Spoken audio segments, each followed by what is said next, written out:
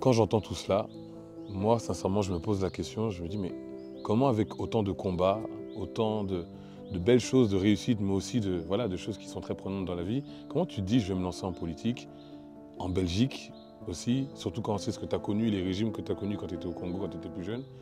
Pourquoi la politique? Qu'est-ce qui t'a motivé? Je veux dire, il y a beaucoup de personnes qu'on connaît qui pourraient se dire, avec la réussite des enfants à ce moment-là, ben, tranquillement, je mène ma vie, enfin voilà, j'ai assez subi dans ma vie, entre guillemets. Enfin, donc je me demande comment ça a pu commencer en fait et pourquoi.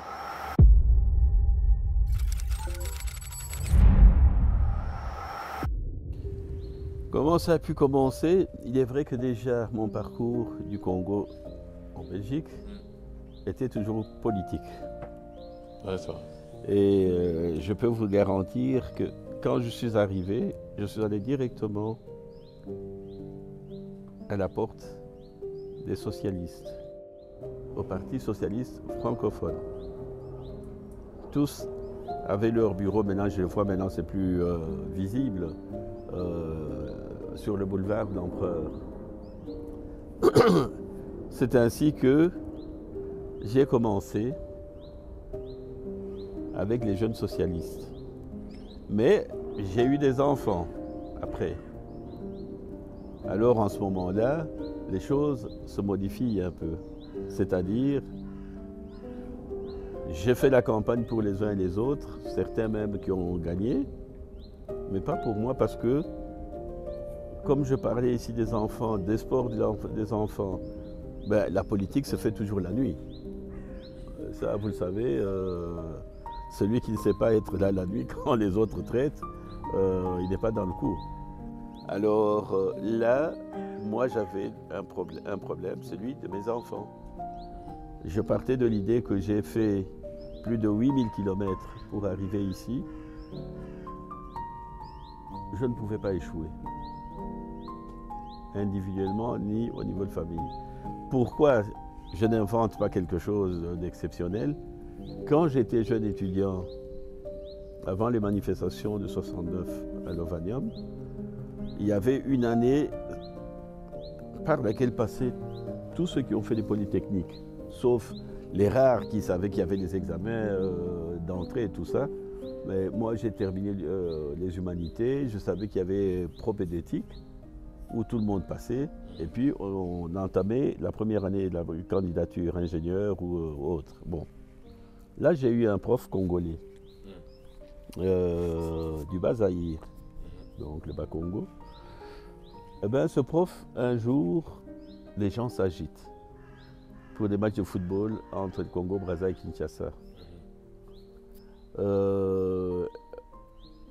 il nous dit un truc, parce que c'était comme un philosophe, il était mathématicien, mais il avait beaucoup de moments de réflexion. Il dit, dans la vie, il ne faut pas traverser un fleuve pour aller perdre. Waouh. Et la plupart des étudiants avec qui j'ai été n'ont jamais oublié ça. Et je crois que même dans mon livre, je le dis. Mais maintenant, moi, ce n'est pas le fleuve que j'ai traversé l'océan. Donc, j'avais toujours ce principe-là. Qu'on ne traverse pas des rivières ou des fleuves ou tout un océan pour aller perdre. Et c'est ainsi que je suis resté d'abord dans le parti comme quelqu'un qui travaillait avec les uns et les autres. Et je peux vous garantir, c'est de chez eux que la fille qui était présidente des jeunes socialistes, un jour me dit, il faut aller voir Karl Van Miert. Ça, c'était leur patron aussi. Il est décédé, il était même ministre européen, des trucs comme ça, commissaire européen. Là, quand je parle, bon, il faut quand même dire aux gens de faire attention. Karl Van Miert est mort d'une mort qu'on ne peut pas s'attendre. Il met l'échelle, ce qu'on avait appris, je crois pour travailler ou peu importe, mais il était commissaire européen. Ça tombe, terminé. Donc vous voyez des choses qui peuvent arriver dans la vie. Alors c'est lui qui m'a rapproché de Philippe Moureau parce que lui il était président des socialistes flamands, donc il était toujours au boulevard de l'Empereur. et Philippe Bourreau qui était ministre de la Justice, qui pouvait tempérer les choses. C'est comme ça que je suis entré en contact et j'ai pu, enfin, aller tranquillement jusqu'à l'obtention de mon titre de séjour. Ici, on voit un engagement marqué à travers ce que tu indiques. Mais tu as décidé de porter l'engagement plus loin, en étant également député à la région. Ici, là, tu es en train de te présenter en tant que député au fédéral maintenant, donc tu continues encore à aller plus loin. Pourquoi avoir décidé de t'engager au niveau fédéral et de ne pas avoir décidé de redéposer ta candidature pour le Il y a un régional? petit parcours qu'il faut faire remarquer. C'est vrai, à un moment, premier bourgmestre noir. Premier bourgmestre noir de Belgique, en Yes. fait. De Belgique. Ouais, Oui, ouais. ça c'est vrai. Ça s'est écrit même dans le monde entier parce que même la Mongolie m'a interviewé. Ok. Les Japonais sont venus dans mon bureau. Ils m'ont remis un cadeau que je garde toujours. Wow. Donc, l'Angleterre, il ne faut même pas en parler, hein, c'était normal. J'ai mes enfants qui vivent là, mais mes petits-enfants. Ben, j'entre dans une école, l'école de mes petits-enfants. Je vois que mon petit gamin, là, il est en train de saluer tout le monde en leur disant « My papi ». Et puis, à un moment, je trouve ma photo, parmi les photos, dans l'école où l'on sélectionne tous les 3 mois des photos du monde, Ok. des gens qui ont fait quelque chose dans le monde. Nice. Eh ben, quand tu vois ça, tu te dis, ben, formidable. Mhm. Alors, maintenant, je suis resté 2 ans dans Port-Gansor sans parti politique. En 2014, ben, je devais continuer. J'ai fait un choix. Le choix était très simple pour moi, dans mon cas. C'est-à-dire, je ne suis pas, je dirais comment, je ne suis pas libéral. Et je ne suis pas dans les extrêmes, c'est-à-dire descendre, aller prendre des partis qui n'étaient pas socialistes parce qu'ils sont de gauche et tout ça. Ce n'était pas mon cas, parce que je les ai connus quand j'étais jeune. J'ai vu des jeunes comme moi faire, même des médecins, se battre pour d'abord les communistes et puis après PTB et tout ça. Mais je n'ai jamais adhéré. J'ai eu toutes les opportunités. Je n'ai jamais adhéré, j'étais socialiste. Alors, quand ça arrive, la rupture, bon, il y a un parti qui représente le médian. C'est-à-dire un parti où les idées s'affrontent, s'expriment, de droite comme de gauche. Moi, je suis de gauche, il n'y a rien à dire là-dessus. Je suis un homme de gauche, je suis un humaniste. Et en ce moment-là, ils passaient au CDH, ils étaient CDH, donc humanistes. Les démocrates humanistes. Centre démocrate humaniste. Oui, j'ai fait ce choix. Et en son temps, c'était Joël Milquet qui était président, qui sont venus pour officialiser ça dans ma commune. Et je suis allé sur les listes. Je n'occupais pas la position directe et éligible, mais parmi les élus, je me suis retrouvé là-dedans. Au Parlement bruxellois. Au Parlement bruxellois. Et après cette élection-là, il y a eu une deuxième, où Gladys Kazadi, qui n'était pas en position d'éligibilité, a fait la surprise. Et c'était déjà un changement dans le parti. Ouais. Quand on voit quelqu'un qui n'est pas prévu, qui est jeune, et qui, brusquement comme ça, jaillit de nulle part, bon, ça faisait du bien. Et bon, maintenant, elle est là, hein, donc maintenant je peux parler sans... Mais qu'elle sache que c'était un souci énorme pour savoir que, brusquement comme ça, elle jaillit de nulle part. Elle arrive. Et puis elle présente ses qualités aussi. Dès qu'elle est arrivée, elle a montré qu'elle était capable de discuter, elle était capable aussi de dire non. Parce qu'en politique, si on est tout le temps en train de dire oui, oui, oui, oui, oui, ben, n'importe qui va te dire n'importe quoi, tu vas dire oui. Et souvent, les plus malins qui font dire oui aux autres, ils se sont réunis avant vous. c'est-à-dire dans l'obscurité. Et puis on vous présente le plat, vous le mangez, mais il y a des gens qui savent exactement ce qu'il y a dans le plat. Qui peut-être, quand ils quittent de là, ils vont rigoler. Et ce sont des attitudes qu'aujourd'hui, moi, je crois qu'on me connaît assez, je ne transige pas, Et voilà mon arrivée dans le CDH qui s'est transformé en les engagés. Et les engagés ont comme avantage, comme la plupart des partis aussi, parce que n'oublions jamais que tous les partis que l'on voit aujourd'hui n'avaient pas toujours le même nom. Hein. Et sauf ceux qui résistent au temps, qui ont toujours le même nom. Mais le mouvement lancé permettait de relever, d'éviter la cacophonie qui risquait de s'installer dans le CDH, où il commençait à devenir difficile de définir la position des individus qu'on a, étant donné que, avec le temps, la diversité a pris place aussi, et qu'aujourd'hui, tu ne peux pas parler de Bruxelles sans parler des communautés. Mais ces communautés, malheureusement, les gens croient que les communautés, c'est le fait des gens qui viennent du nord d'Afrique, du sud d'Afrique, non, les diversités, c'est plein. Tu as les diversités de religion,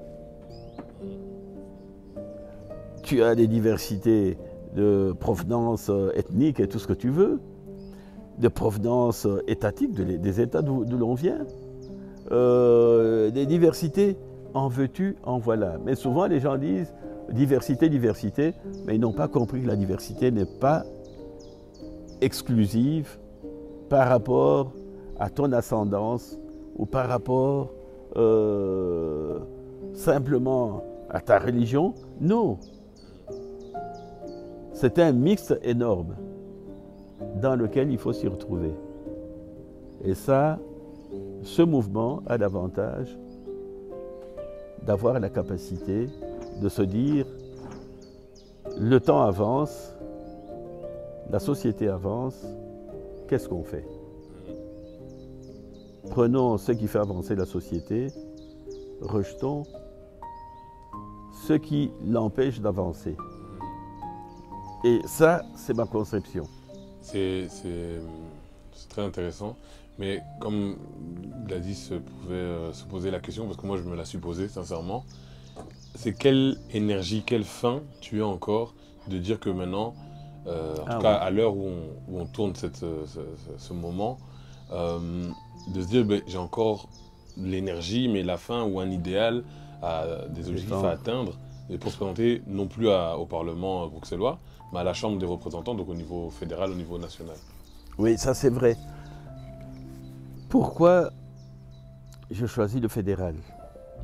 Parce que le fédéral, c'est le lieu où on peut entendre votre voix au niveau de la nation.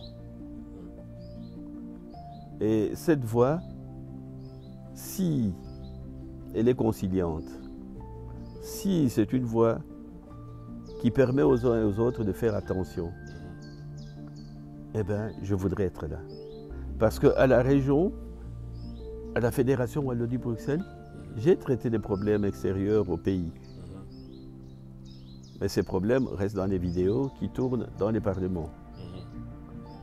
Au point que nul ne sait de quoi j'ai parlé alors que c'était intéressant pour la population belge et la population des pays étrangers concernés, dont le Congo. Alors, maintenant, je me dis, il faut qu'il y ait des gens qui sont capables de parler à ceux qui dirigent, qui ont peut-être la capacité de dire le langage que vous employez là n'est pas le bon. Ne parlez plus à l'Afrique avec, pas condescendance, avec l'ignorance de la transformation de l'Afrique. Avec l'ignorance de ce que les silences africains contiennent et que la sagesse africaine contient. Quand tu as parlé à l'Africain à ta façon, es-tu sûr et certain qu'autour de lui, il n'y a pas des gens qui rigolent de ce que tu as raconté? Mais toi, tu es convaincu que tu es dans le bon.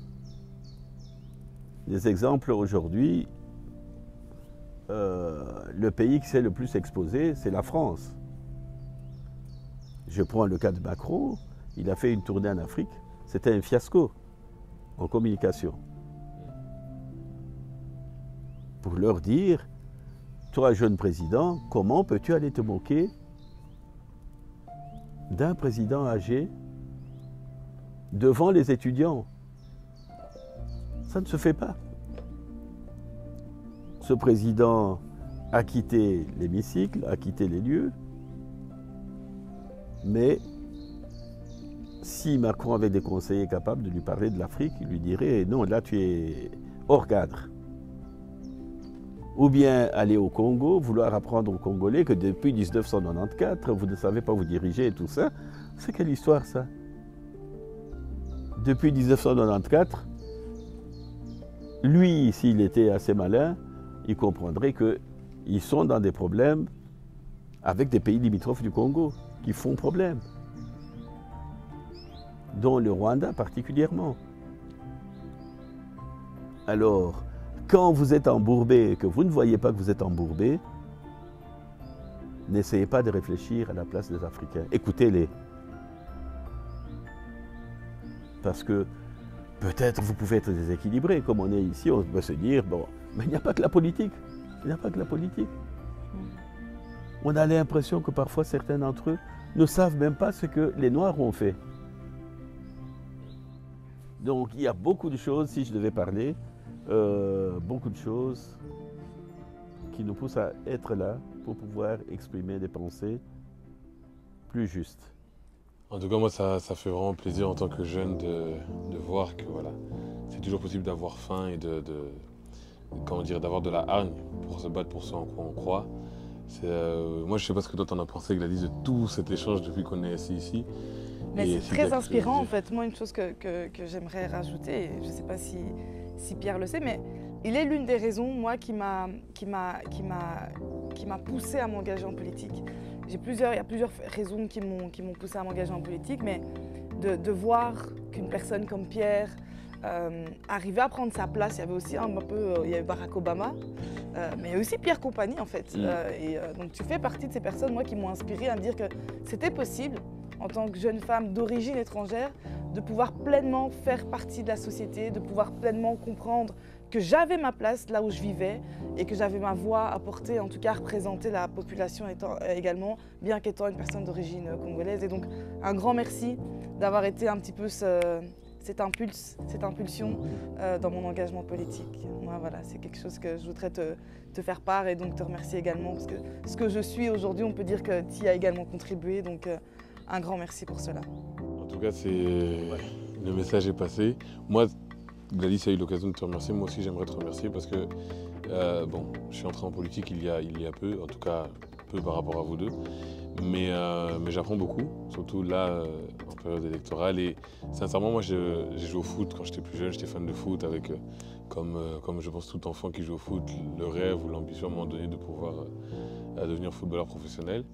Ça n'a pas été mon cas, mais c'est vrai que la période de 2014 où la Belgique se qualifie pour la Coupe du Monde au Brésil, si ma mémoire est bonne, avec Lukaku qui nous qualifie face à la Croatie, etc. Équipe menée par Vincent Kompany. Tu te dis en tant que jeune que, bah oui, en fait, il y a un moyen dans cette Belgique de faire quelque chose où la nation ensemble belge est fière de toi. Et je voyais que, parce que ça peut sembler anodin pour certaines personnes, mais pour moi, il y avait un message très fort de voir que le capitaine des Diables Rouges était noir, mais enfant d'un parent congolais. Je trouve que la symbolique a été très très forte. Et ben, c'est vrai que moi je ne m'intéressais pas à la politique belge outre mesure, mais c'est vrai que quand on voit des affiches aux élections, CDH, etc., on voit certains noms qui ressortaient quand même de la communauté, dont le tien. Mais tu te dis, ah tiens, ouais, bah, Monsieur Compagnie, bah, la pensée vite fait quand tu es ado, c'est qu'il est là parce que son fils est là. Mais j'aime le fait d'être en chez Engagé parce que j'ai appris et j'apprends toujours à te connaître. Et j'aime ce que j'apprends. Et j'ai appris beaucoup ici durant ce temps qu'on a passé. Parce qu'en fait, on se rend compte que même si ce bruit de fond peut exister quelque part, non, c'est une vie d'abnégation, de travail acharné, d'un idéal à vouloir atteindre. Et juste le fait de transmettre ça, je pense que les personnes qui suivront cet échange le recevront aussi. Je voulais vraiment te dire merci par rapport à ça. Et parce que tu es très très loin d'avoir fini. Et donc merci aussi pour tout ce qui arrive. Et je profite aussi de l'occasion pour faire un petit bruit de fond parce que je pense que quand on entend toutes ces histoires, il y a ce bruit de fond où les gens pensent que on va se dire mais il a assez accompli, qu'il aille un petit peu se reposer. Non, moi je vois un lion qui est encore prêt à rugir et ça je pense qu'on en a besoin. En tout cas, nous on en a besoin. On en a besoin et je le dis, on n'a pas fini d'entendre parler de Pierre Compagnie. Soyons ensemble et moi je suis fier du plateau que les engagés présentent, un plateau rempli des jeunes, de la diversité et un plateau imbattable par rapport à ce qui est présenté ailleurs. C'est imbattable. Alors, soyons fiers, soyons forts, allons de l'avant.